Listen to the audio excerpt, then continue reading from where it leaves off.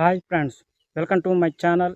ఈరోజు ప్రజాప్రతినిధుల పేర్లు ముందు తగిన గౌరవ సూచన పదాలు లేకుండా ఎఫ్ఐఆర్ దాఖలు చేయడంపై అలహాబాద్ హైకోర్టు తీవ్ర అసహనం వ్యక్తం చేసింది.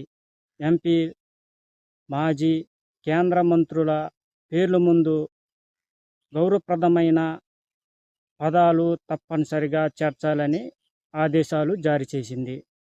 సంబోధించడంలో కాకుండా గౌరవనీయులైన అనే పదాన్ని ఎఫ్ఐఆర్కు ముందు చేర్చాలని హైకోర్టు స్పష్టం చేసింది. సరే, ఉంటాను ఫ్రెండ్స్. ఈరోజు బాధితుకు ఎంపీ, మాజీ కేంద్ర మంత్రుల పేర్ల ముందు తప్పనిసరిగా గౌరవనీయులైన అనే పదాన్ని చేర్చాలని దొరికిచ్చి ఎత్తడం జరుగుతుందన్నమాట. ఒక కేసుతే ఎఫ్ఐఆర్ తొంకుతారు, కానీ పేరుకు ముందు గౌరవనీయులైన పదాన్ని చేర్చిల్లురు కాబట్టి ఈ కేసు సందర్భంగా కంపల్సరీగా పేరుకు ముందు గౌరవనీయులైన పదాన్ని చేర్చాలని దొరికిచ్చి కెత్తడం జరుగుతుందన్నమాట. సరే, మంతాం ఫ్రెండ్స్.